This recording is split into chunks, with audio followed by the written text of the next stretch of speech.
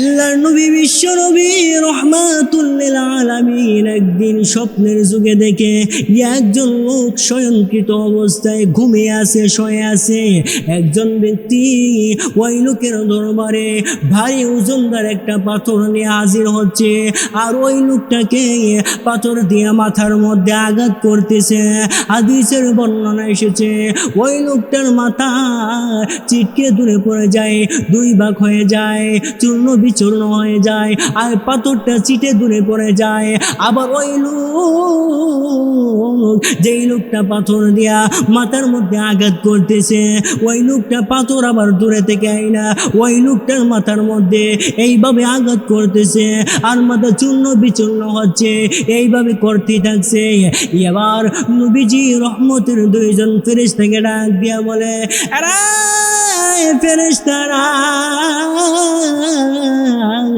এই লোকটাকে এইভাবে কেন সাজা দেওয়া হচ্ছে? এই লোকটা এমন কি অপরাধ করেছিল, এমন কি অন্যায় করেছিল যার কারণে এই লোকটাকে কঠিন সাজা দেওয়া হচ্ছে? এর কারণ কি? এবার রহমতের দুইজন ফেরেশতা নবীকে ডাক দিয়া বলে, ইয়া রাসূলুল্লাহ, ইয়া হাবিবাল্লাহ, ওগো নবীজি, আপনার এই লোকটা দুনিয়াতে থাকাকালীন সময়ে আল্লাহর ফরজ বিধানের প্রতি মনোযোগ ছিল না। যখন ফজরের সময় মুয়াজ্জিন মানুষদেরকে আহ্বান করতো নামাজের দিকে, মানুষদেরকে ডাকতো, সেই মুহূর্তে ওই লোকটা ঘুমন্ত অবস্থায় ছিল। তার কানে আজানের ধ্বনি পৌঁছার পরেও সে ঘুম থেকে উঠে নাই, বিছানা ত্যাগ করে নাই। এই জন্য মহান আল্লাহ এই লোকটাকে এইভাবে কঠিন সাজার মধ্যে ফেলে রাখছে। ইন্নাস সালাতা তানহা আনিল ফাহশাই ওয়াল মুনকার। আল্লাহ রব্বুল আলামিন বান্দা বান্দীদেরকে জানাইয়া দিয়েছে, ও বান্দা, ও বান্দি, নিশ্চয়ই তোমার নামাজ তোমাকে যাবতীয় অশ্লীল কাজ থেকে দূরে রাখবে। নিশ্চয়ই তোমার নামাজ তোমাকে যাবতীয় গুনাহের কাজ থেকে বিরত রাখবে। ও মুরব্বী বাবারা, যুবক ভাইয়েরা, এখন আমাদের প্রশ্ন হলো, সবাই তো নামাজ পড়ে, নামাজ পড়ার পরেও আবার কেন জিনা করে, নামাজ পড়ার পরেও আবার কেন সুদ ঘুষ নামক জঘন্য অপরাধে লিপ্ত? এর কারণ কি? নবীজির যুগে একজন বেদুইন নতুন ইসলাম ধর্ম গ্রহণ করেছে। লোকটা মাত্র নতুন মুসলিম হয়েছে। নবীজির পিছনে সাহাবীদের সামনে, সাহাবীদের সঙ্গে কাতারবদ্ধ হইয়া ওই মুসলিম লোকটা নামাজ আদায় করে মসজিদ থেকে বের হইয়া এমন কোন গুনাহ নাই যেই গুনাহ ওই মুসলিম লোকটা করে না। এবার সাহাবায়ে কেরাম নবীকে ডাক দিয়া বলে, ইয়া রাসূলুল্লাহ, ইয়া হাবিবাল্লাহ, ওগো নবীজি, কিছুদিন আগে যেই বিদুইন মুসলিম, যেই লোকটা নতুন ইসলাম ধর্ম গ্রহণ করেছে, ওই লোকটা আপনার পিছনে আমাদের সঙ্গে দাঁড়াইয়া জামাতবদ্ধ হইয়া কাতারবদ্ধ হইয়া নামাজ আদায় করে এই লোকটা মসজিদ থেকে বের হইয়া সমাজের এমন কোনো গুনাহ নাই যে সমস্ত গুনাহ ওই সাহাবী করে না। এবার নবীজি সাহাবীদেরকে ডেকে ডেকে বলে, আরে সাহাবীরা, এই লোকটা মাত্র নতুন ইসলাম ধর্ম গ্রহণ করেছে।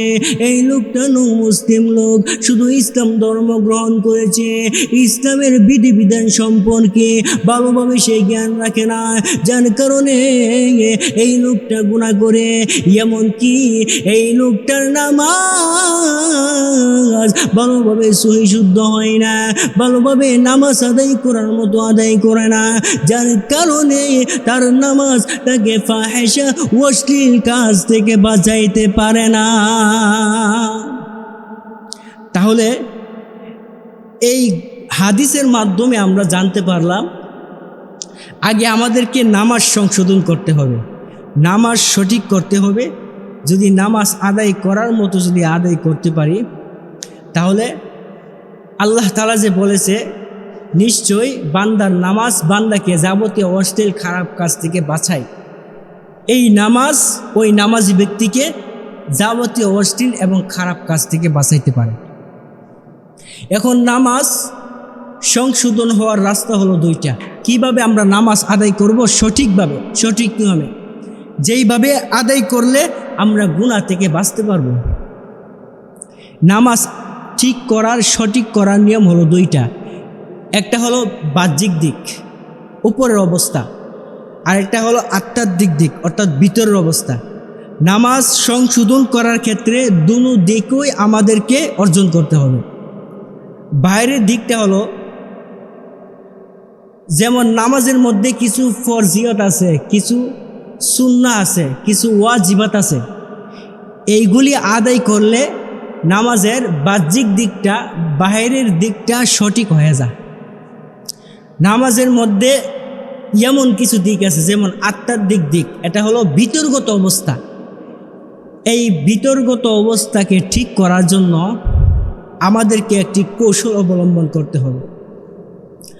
আল্লাহর নবী, বিশ্ব নবী রাহমাতুল লিল আলামিন হাদিসের মাধ্যমে স্পষ্ট রূপে উম্মতদেরকে জানায় দিয়েছে, আরে আমার উম্মতেরা, একজন বান্দা, একজন বান্দি যখন নামাজ আদায় করার জন্য দাঁড়াইয়া যায়, এমতো অবস্থায় একজন স্পেশাল শয়তান বাহিনী ওই নামাজি ব্যক্তির কাছে চলে আসে আর ওই লোককে ডাক দিয়া বলে, আরে বান্দা, আরে বান্দি, উসকোন কাজা, ওই অমুক জিনিসটা স্মরণ করো, অমুক বিষয়ে স্মরণ করো। বান্দা যখন নামাজে দাঁড়ায় অনেকের অবস্থাটাই এমন হয়ে যায়, ওই লোকে রাতের বেলা কি করছে নামাজে দাঁড়াইলে সেইটাও মনে হয়, দিনের বেলা কি করছে ওইটাও মনে হয়, ক্ষেত খামারে গেলে ক্ষেত খামারের কথা মনে হয়, দোকানপাটে কাজ করলে দোকানপাটের কথা মনে হয়, এই কাজটা কেন হয়, এসব চিন্তা ফিকির কেন মাথায় আসে? এর এক নম্বর কারণ হলো বান্দার নামাজ সংশোধন হয় নাই, বান্দার নামাজ ঠিক হয় নাই। যদি বান্দার নামাজ সংশোধন হয়ে যেত তাহলে এই সমস্ত চিন্তা ফিকির মাথায় আসতো না। আমরা যখন নামাজে দাঁড়াবো, এই সমস্ত বাজে চিন্তা ফিকির যখন মাথায় আসবো, তখন নবীজি আমাদেরকে একটা দিক নির্দেশনা দিয়েছেন। যখন শয়তানে অমুক বিষয়ে স্মরণ করাইবে তখন আমাদেরকে একটা কৌশল অবলম্বন করতে হবে।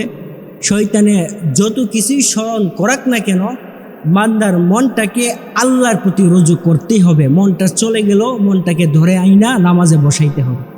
এই কৌশলটা নবীজি বান্দাবান্দিকে, উম্মতদেরকে জানায় দিছে। এবার আসুন নামাজের ফজিলত। নামাজ আদায় করলে আল্লাহ রব্বুল আলামিন আমাদেরকে কি পরিমাণে ফজিলত সম্পন্ন নামক কাজ দান করবে, কিভাবে উত্তম প্রতিদান আমাদেরকে দান করবে। হযরত আবু যর গিফারি রাদিয়াল্লাহু তাআলা আনহু এটা হাদিস বর্ণিত, আল্লাহর নবী, বিশ্ব নবী রাহমাতুল লিল আলামিন শীতের মৌসুমে একদিন ঘর থেকে বের হয়েছে। একটি গাছের ডালে, পাতা জ্বলন্ত গাছের ডালে নবীজি স্পর্শ করেছে। ওই পাতা জ্বলন্ত গাছের ডালে যেই মুহূর্তে নবীজি স্পর্শ করেছে, সঙ্গে সঙ্গে ওই গাছের পাতা আরো অধিক পরিমাণে জ্বলতে লাগলো। এবার নবীজি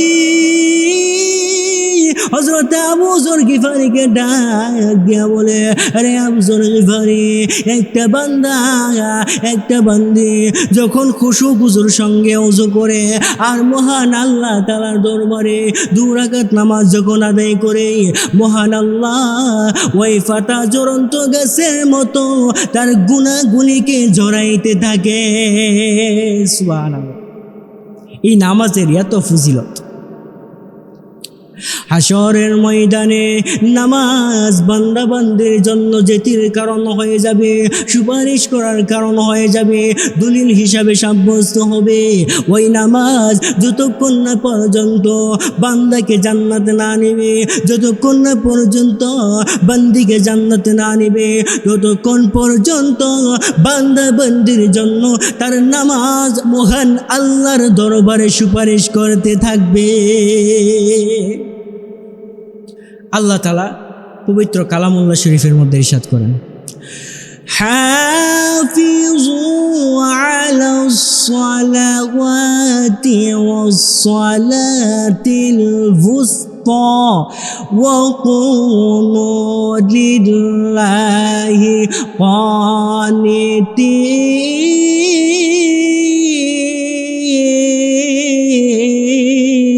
কানিতিন। আল্লাহ রব্বুল আলামিন বলেন, ও বান্দা ও বান্দি, তোমরা যত্নের সহিত আমি মহান আল্লাহর বিধান পালন করো। ফরজ নামক ইবাদত, ফরজ সালাত, তোমরা এই সালাতের প্রতি যত্নবান হয়ে যাও, ভালোভাবে খুশু খুজুর সঙ্গে তোমরা নামাজ আদায় করো। ও বান্দা ও বান্দি, যদি খুশু খুজুর সঙ্গে ভালোভাবে ইহতিমামের সহিত যদি আমি আল্লাহ তাআলার দরবারে নামাজ আদায় করতে পারো রে, আমি মহান আল্লাহ এর প্রতিদান আমি মহান আল্লাহ নিজের কুদরতি হাতে দান করব। এই আয়াতে কারিমার দ্বারাও বোঝা যায় আল্লাহ তাআলা আমাদেরকে আদেশ করছে, নির্দেশ দিয়েছে যে নামাজের প্রতি যত্নবান হওয়ার জন্য। এই জন্য নামাজ আমাদেরকে সঠিক নিয়মে সঠিকভাবে আদায় করতে হবে, নামাজের প্রতি একটু মনোযোগী হতে হবে, নামাজের প্রতি একটু যত্নবান হতে হবে। আল্লাহ তাআলা অন্য এক আয়াতে বলেন, وَأَقِيمُوا الصَّلَاةَ وَآتُوا الزَّكَاةَ وَارْكَعُوا مَعَ الرَّاكِعِينَ।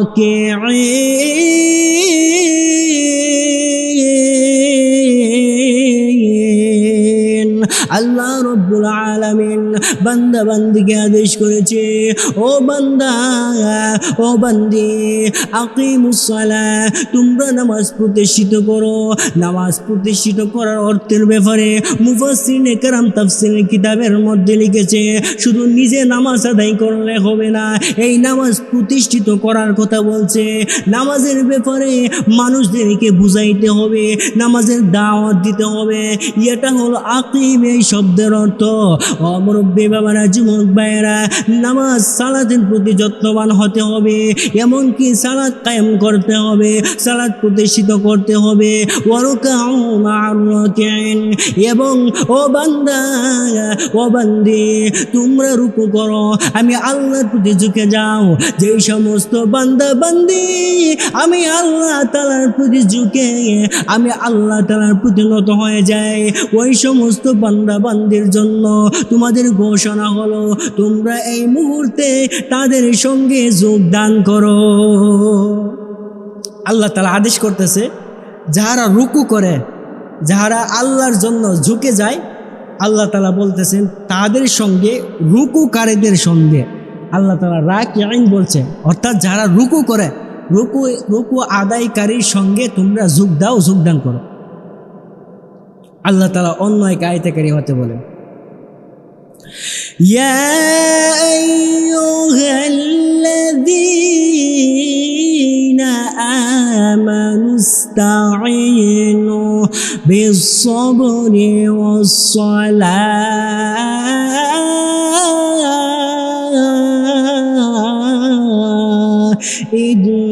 ইন্নাল্লাহা মা'আস-সাবিরিন।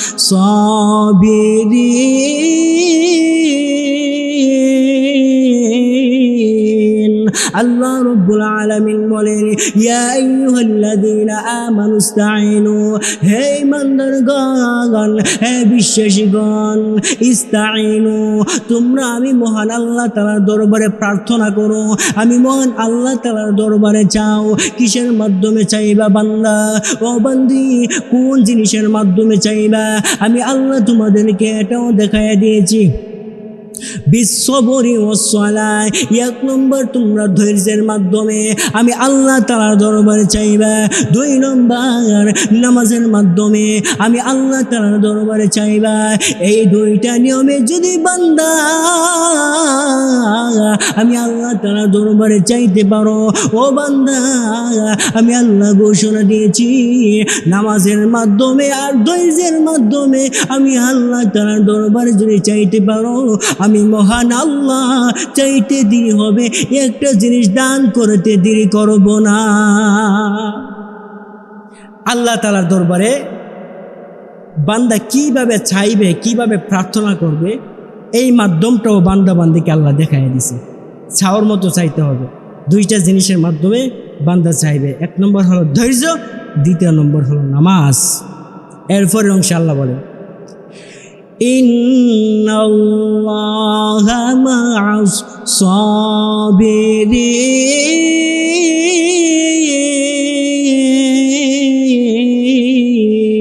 সাবিরিন। আল্লাহ রব্বুল আলামিন বলেন, নিশ্চয় আমি আল্লাহ ধৈর্যকারীদের সঙ্গে, আমি আল্লাহ ধৈর্যকারীদের সঙ্গে হয়ে গেছি, আমি আল্লাহ ধৈর্যকারীদের সাথে আছি। ও বান্দা, ও বান্দি, যদি বিপদে পড়ো রে, যদি মুসিবতের মধ্যে পড়ে যাও, তাহলে ধৈর্য ধারণ করতে হবে। ধৈর্যের ব্যাপারে আল্লাহ রব্বুল আলামিন বলছে, ও বান্দা, ও বান্দি, যদি ধৈর্য ধারণ করার মতো ধৈর্য ধারণ করতে পারো, তাহলে আমি মহান আল্লাহ এর বিনিময়ে তোমাকে মহান আল্লাহর তৈরি জান্নাত নামক নিয়ামত দান করব। তাহলে বিপদে পড়লে, মুসিবতে পড়লে আল্লাহ তাআলার দরবারে ধৈর্য ধারণ করতে হবে। ধৈর্য ধারণকারীর ব্যাপারে আল্লাহ তাআলা বলেন, ইন্নাল্লাহা মা'আস সাবিরিন, নিশ্চয় আমি আল্লাহ ধৈর্যকারীদের সঙ্গে হয়ে গেছি। সুবহানাল্লাহ। আল্লাহর নবী বিশ্ব নবী রহমাতুল লিল আলামিন একদিন স্বপ্নের যুগে দেখে একজন লোক শয়নকৃত অবস্থায় ঘুমিয়ে আছে, শুয়ে আছে। একজন ব্যক্তি ওই লোকের দরবারে ভারী ওজনদার একটা পাথর নিয়ে হাজির হচ্ছে, আর ওই লোকটাকে পাথর দিয়ে মাথার মধ্যে আঘাত করতেছে। হাদিসের বর্ণনা এসেছে, ওই লোকটার মাথা চিটকে দূরে পড়ে যায়, 2 ভাগ হয়ে যায়, চূর্ণ বিচূর্ণ হয়ে যায়, আর পাথরটা চিটে দূরে পড়ে যায়। আবার ওই লোক, যেই লোকটা পাথর দিয়া মাথার মধ্যে আঘাত করতেছে, ওই লোকটা পাথর আবার দূরে থেকে আইনা ওই লোকটার মাথার মধ্যে এইভাবে আঘাত করতেছে, আর মাথা চূর্ণ বিচূর্ণ হচ্ছে, এইভাবে করতে থাকছে। এবার নবীজি রহমতের 2জন ফেরেশতাকে ডাক দিয়া বলে, আরে ফেরেশতারা, এই লোকটাকে এইভাবে কেন সাজা দেওয়া হচ্ছে? এই লোকটা এমন কি অপরাধ করেছিল, এমন কি অন্যায় করেছিল, যার কারণে এই লোকটাকে কঠিন সাজা দেওয়া হচ্ছে? এর কারণ কি? এবার রহমতের 2জন ফেরেশতা নবীকে ডাক দিয়া বলে, ইয়া রাসূলুল্লাহ, ইয়া হাবিবাল্লাহ, ওগো নবীজি, আপনার এই লোকটা দুনিয়াতে থাকাকালীন সময়ে আল্লাহর ফরজ বিধানের প্রতি মনোযোগ ছিল না। যখন ফজরের সময় মুয়াজ্জিন মানুষদেরকে আহ্বান করতো নামাজের দিকে, মানুষদেরকে ডাকতো, সেই মুহূর্তে ওই লোকটা ঘুমন্ত অবস্থায় ছিল। তার কানে আজানের ধ্বনি পৌঁছার পরেও সে ঘুম থেকে উঠে নাই, বিছানা ত্যাগ করে নাই।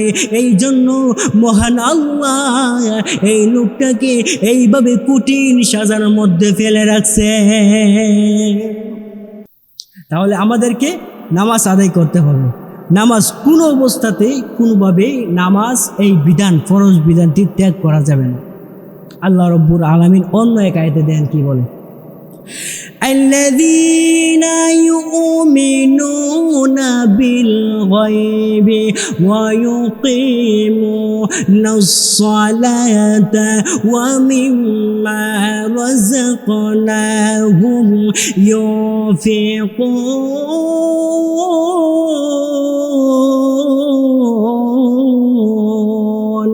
আল্লাযীনা ইউমিনুনা বিল গায়বি। আল্লাহ রাব্বুল আলামিন বলেন, যেই সমস্ত মুমিন মুসলমান, যেই সমস্ত ঈমানদার বান্দা বান্দীগণ আমি আল্লাহর অদৃশ্যতার প্রতি ঈমান আনয়ন করেছে, আমি আল্লাহ যে আসমান সৃষ্টি করলাম, আমি আল্লাহ যে জমিন সৃষ্টি করলাম, আমি আল্লাহ যে কবর আযাব সৃষ্টি করলাম, কবর আযাব আছে, হাসর আছে, ফুলসিরাত আছে, মিজান আছে, আখিরাতের দিবসের উপরে যে বান্দা বান্দী ঈমান আনয়ন করেছে, ওই সমস্ত বান্দা বান্দীদেরকে আল্লাহ রাব্বুল আলামিন ডেকে বলতেছে, ওয়া ইউকিমুনাস সালাতা ওয়া মিম্মা রাযাকনাহুম ইউনফিকুন। তারা যেন আমি আল্লাহর দরবারে নামাজ কায়েম করে, তারা যেন আমি আল্লাহ তাআলার দরবারে নামাজ প্রতিষ্ঠিত করে, এমনকি আমি মহান আল্লাহ ওই বান্দা বান্দিকে যেই রিজিক দিয়েছি, যেই সম্পদ দিয়েছি, যেই নিয়ামত দিয়েছি, ওই সমস্ত নিয়ামত থেকে, ওই সমস্ত রিজিক থেকে আমি মহান আল্লাহ তাআলার দরবারে যেন ব্যয় করে। আল্লাহ তাআলা ঈমানদার বান্দা বান্দীদেরকে নির্দেশ দিছে, আদেশ করছে যে তারা যেন আমি আল্লাহর ফরজ নামক বিধান যেন পালন করে, এবং আমি আল্লাহ তাদেরকে যে সম্পদ দিয়েছি, যে রিজিক নামক নিয়ামত দিয়েছি, ওই রিজিক নামক নিয়ামত থেকে ওই ফরজ বিধান তারা যেন পালন করে, এবং রিজিক নামক নিয়ামত থেকে যেন তারা ব্যয় করে, তারা খরচ করে, অর্থাৎ দান খয়রাত করে। এই জন্য আল্লাহ রাব্বুল আলামিনের এই ফরজ নামক ইবাদত, এই ফরজ নামক বিধান সঠিকভাবে পালন করতে হবে, সঠিক নিয়মে পালন করতে হবে। বান্দা যদি সঠিকভাবে সঠিক নিয়মে মহান আল্লাহ তাআলার ফরজ বিধান যদি পালন করতে পারে, মহান আল্লাহ এই ফরজ নামক ইবাদতের খাতিরে বান্দাকে গুনাহ নামক জঘন্য কাজ থেকে দূরে রাখবে। এই জন্য এই নামাজ আদায় করার মতো আদায় করতে হবে। যদি ফরজ ইবাদত আদায় করার মতো আদায় করতে পারি, তাহলে আল্লাহ তাআলা ঘোষণা দিয়েছে এই নামাজ আদায় করার খাতিরে আমাদেরকে গুনাহ এবং ফাহেশা কাজ থেকে দূরে রাখবে। এখন গুনাহ হয়েছে দুই প্রকার। গুনাহ কয় প্রকার? গুনাহ হয়েছে দুই প্রকার।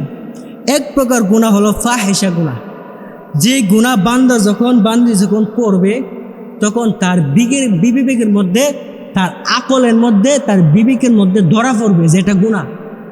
আরেক প্রকার গুনাহ হলো মুনকার গুনাহ, যেই গুনাহ দলিল আদিল্লার মাধ্যমে জানতে হয়, নিজের বিবেকের দ্বারা বুঝে আসে, এমন গুনার নাম হলো মুনকার গুনাহ। দুনো প্রকার গুনাহ হইতেই আল্লাহ তাআলা বাঁচাবে যদি নামাজ কায়েম করতে পারে সঠিকভাবে, আর যদি নামাজ ধৈর্যের সহিত খুশুখুজুর সঙ্গে ইহতিমামের সঙ্গে যদি ভালোভাবে আদায় করতে পারে, বান্দা দুনো প্রকার গুনাহ থেকেই বাঁচতে পারবে। আল্লাহ তাআলা আমার এই সংক্ষিপ্ত মুখতাসার কথার উপর প্রত্যেককে আমল করার মতো তৌফিকটুকু আয়নায়েত করুক। মুহতারাম হাজিরিন, আমি আপনাদের সকলের কাছে দোয়া চাই, হ্যাঁ আপনারা আমার জন্য দোয়া করবেন, আমিও আপনাদের সকলের জন্য দোয়া করি। মনোরথ হয়ে যাব, আমরা সকলে এই মুহূর্তে মোনাজাতে শামিল হব ইনশাআল্লাহ। এই মুহূর্তে মোনাজাত হচ্ছে। ربنا ظلمنا أنفسنا وإن لم تغفر لنا وترحمنا لنكونن من الخاسرين ربنا فاغفر لنا ذنوبنا وكفر عنا سيئاتنا وتوفنا مع الأبرار رب ارحمهما كما ربياني صغيرا وقل رب ارحمهما كما ربياني صغيرا فلنادي الله فلنادي গুনাহ যত করেছি ক্ষমা তুমি করে দিও। বান্দা সে বন্দিগি নাই শেষ করে আখিরাতে বিচার দিনে এই অপরাধীদের উপায় কি? রহমান রহিম নামে আল্লাহ নিয়েছি তোমায় মানিয়া, কেমন করে আমাদেরকে আগুন জ্বালাইবা? ও দয়াময় আল্লাহ, গভীর রজনীতে নজরুলের রহমতের সময় আপনার কিছু খাস মায়াবী বান্দা বান্দীদেরকে নিয়া আপনার শাহী দরবারে দুখানা খালি হাত উত্তোলন করে দিছি গো আল্লাহ। ও দয়াময় আল্লাহ, এই মজলিসে যারা কেন আপনার দরবারে পছন্দনীয় হয় এই হাতকে উসিলা করে আমাদের প্রত্যেকের মোনাজাতকে আপনি কবুল আর মঞ্জুর করে নিন। ও দয়াময় আল্লাহ, এখানে যারা হাত উঠেছে আল্লাহ প্রত্যেকের দিলের নেক আশা বাসনাগুলিকে আপনি পুরা করে দেন। এখানে যারা হাত উঠেছে এমন এতিম সন্তান আছে আল্লাহ যে নিজের আপন হাত দিয়া আপন মাকে কবরস্থ করছে। এমন এতিম সন্তান আছে যে এতিম সন্তান নিজের আপন হাত দ্বারা আপন বাবাকে কবরস্থ করছে আল্লাহ। এখানে এমনও সন্তান আছে যেই সন্তানের মা নাই, যেই সন্তানের বাবা নাই গো আল্লাহ। এই মার সন্তানগুলির কি মনে চাই না মাকে একটাবার মা বইলা ডাক দিতে গো আল্লাহ? এই বাবার সন্তানগুলির কি মনে চাই না বাবাকে একটাবার বাবা বইলা ডাক দিতে গো আল্লাহ? ছোটবেলা আমরা দেখতাম আমাদের মা বাবা আমাদেরকে অনেক স্নেহ করতো, মায়া করতো, মহাব্বত করতো, ভালোবাসতো। মা বাবা একটা জিনিস না খাইয়া সন্তানকে খাওয়ার জন্য দিত গো আল্লাহ। এই জন্ম দুঃখিনী মা দরদি আব্বা দুনিয়া থেকে বিদায় হয়ে গেছে গো আল্লাহ। আমাদের যাদের মা বাবা এই দুনিয়ার বুকে বেঁচে নাই প্রত্যেকটা মা বাবার কবরগুলিকে জান্নাতের টুকরো বানিয়ে দিন। ও দয়াময় আল্লাহ, এখানে যারা উঠেছে প্রত্যেককে আপনি আপনার দ্বীনের জন্য কবুল আর মঞ্জুর করে নিন। ও দয়াময় আল্লাহ, আজকে মাহফিলে আয়োজকদেরকে আপনি কবুল আর মঞ্জুর করে নিন, তাদের মা বাবাকে আপনি মাফ করে দিন। এই মজলিসের যেই সমস্ত ভাইদের মা বাবা দুনিয়াতে বেঁচে আছে আল্লাহ প্রত্যেকটা মা বাবার হায়াতকে আপনি দারাজ করে দিন। ও দয়াময় আল্লাহ, এখানে যারা হাত উঠাইছে প্রত্যেককে আপনি মাফ করে দেন। আপনি যদি মাফ না করেন দুনিয়ার কার দরবারে গিয়ে মাফি পাইব? দুনিয়ার সকল বান্দা বান্দির দরওয়াজা যদি বন্ধ হয়ে যায় আপনি মহান আল্লাহর রহমতের দরওয়াজা খোলা থাকে গো আল্লাহ। আপনি দয়া করে আমাদের প্রত্যেককে মাফের ঘোষণা দিন। ও দয়াময় আল্লাহ, যেই দিন আমাদের মৃত্যুর ডাক এসে যাবে আমরা দুনিয়া থেকে বিদায় হয়ে যাব, আজরাইল যেই মুহূর্তে আমাদের সামনে দাঁড়াইয়া যাবে সেই সময় আপনার হাবিবের চেহারাটা দেখাইয়া দেখাইয়া আমাদের জবানে মধুর কালিমা জারি করে দিও, লা ইলাহা ইল্লাল্লাহু মুহাম্মাদুর রাসূলুল্লাহ আলামিন।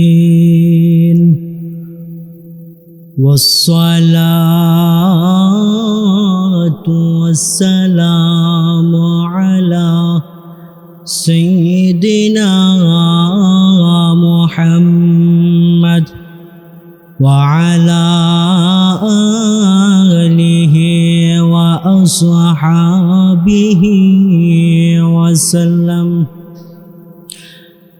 الذي دعا الناس من عبادة الأوثان إلى عبادة الرحمن، ونشهد أن لا إله إلا الله وحده لا شريك له ونشهد أن سيدنا وسندنا وحبيبنا ومولانا محمدا عبده ورسوله الذي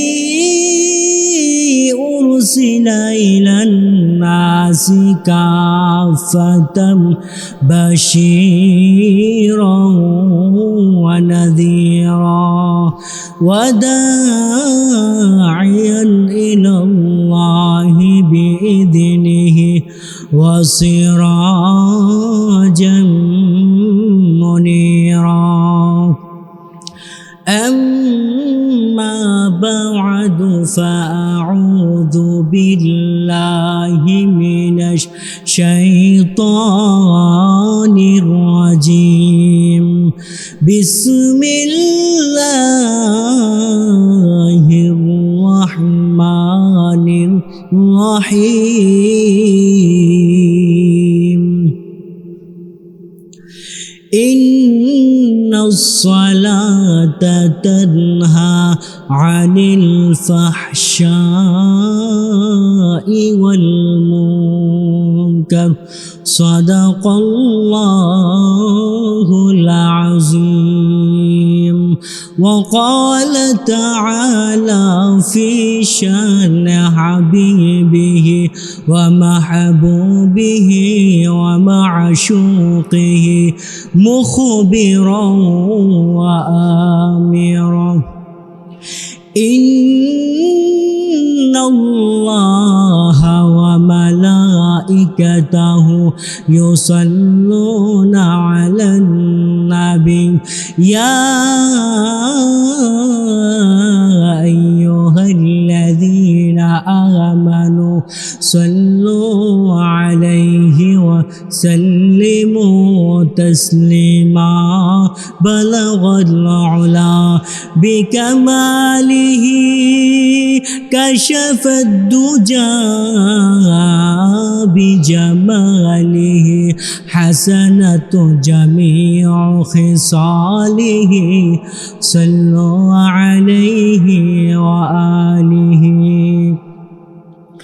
एक चश्मे ज़दन गाफिल अज़ा शाह नबाशी एक चश्मे ज़दन गाफिल अज़ा शाह नबाशी शायद के उन्हें गा कुनदा गाह नबाशी शायद के उन्हें गा कुनदा गाह नबाशी तकबीर में कलमा में नमज़ूम अज़ा है तकबीर में कलमा में नमज़ूम अज़ा है अही नाम इलाही चिमला नाम मोहम्मद अही नाम इलाही चिमला नाम मोहम्मद मैं दूर हूँ मजबूर हूँ ऐ सैयद आलम मैं दूर हूँ मजबूर हूँ ऐ सैयद आलम दीदार दिखा दूँ नहीं आवाज़ सुना दूँ दीदार दिखा दूँ नहीं आवाज़ सुना दूँ আলহামদুলিল্লাহ আজকের মাহফিলের বর্তমান অধিবেশনের আমার সম্মানিত সভাপতি সাহেব মাদ্দাজিল্লাহুল আলী উপস্থিত উলামায়ে কেরাম তুলাবে আজম ও আমার প্রাণপ্রিয় ধর্মীয় যুবকবৃন্দ ভাইয়েরা সর্বপ্রথম ওই মহান স্রষ্টার দরবারে শুকরিয়া আদায় করছি যে স্রষ্টা আপনাকে আমাকে এই দুনিয়াবি যাবতীয় ব্যস্ততা থেকে ফারেক করে আল্লাহ তাআলা আমাদের প্রত্যেককে একটি দামি ফজিলতময় বরকতময় একটি মজলিসে আসা এবং বসার মতো তৌফিকটুকু দান করেছেন। আর শুকরিয়া আদায় করি যে স্রষ্টা আপনাকে আমাকে আখির জামানার নবীর উম্মত হিসেবে এই দুনিয়ার বুকে প্রেরণ করেছেন। মোহতারাম হাজিরিন, আমি আপনাদের সম্মুখে পবিত্র কালামুল্লাহ শরীফ থেকে একখানা আয়াতে কারিমা তিলাওয়াত করেছি। আমি আমার তিলাওয়াতকৃত আয়াতে কারিমাকে আপনাদের সম্মুখে রেখে সেই তিলাওয়াতকৃত আয়াতে কারিমার আলোচনাটুকুকে সংক্ষিপ্ত আকারে তুলে ধরার চেষ্টা করব। আমা তাওফীক ইল্লা বিল্লাহ। মুহতারাম হাজরিন, আমার আলোচ্য বিষয় হলো নামাজ সম্পর্কে। নামাজ ইসলামের দৃষ্টিকোণ থেকে অন্য একটি ফরজ বিধান। হাদিসের বর্ণনায় যা পাওয়া যায়, ইসলামের ভিত্তি হলো 5টি। ইসলামের ভিত্তি কয়টি? ইসলামের ভিত্তি হলো 5টি। সর্বপ্রথম ভিত্তি হলো কালিমা। এই কালিমার পরের স্থানই হলো নামাজ। ইসলামের 5টি ভিত্তির মধ্যে থেকে দ্বিতীয় নম্বর ভিত্তির নাম হলো নামাজ। এই নামাজ এটা খুব গুরুত্বপূর্ণ একটি ইবাদত এবং এটা একটি ফরজ বিধান। উযর ছাড়া, কারণ ছাড়া এই ফরজ বিধান তরক করা যাবে না। এটা হলো হুকুম। এই ব্যাপারে আল্লাহ পাক রব্বুল আলামিন আমাদেরকে পবিত্র কালামুল্লাহ শরীফের মাধ্যমে জানিয়ে দিয়েছেন।